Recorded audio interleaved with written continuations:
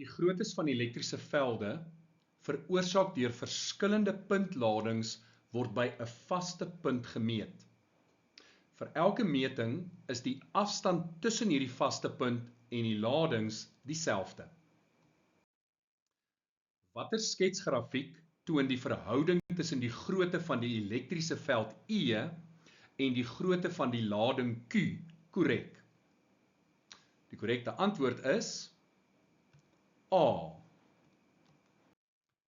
Ons begin met ons formuleblad. Die verhouding tussen die grootte van die elektriese veld E en die grootte van die lading Q word vir ons gegee met hierdie vergelyking. K is 'n konstante.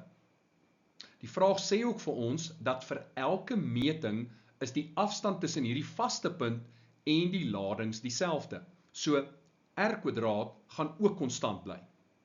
Al waarop ons dus fokus is E en Q. En E is direk eweredig aan Q. So ons soek 'n grafiek wat 'n direkte eweredigheid vir ons uitwys.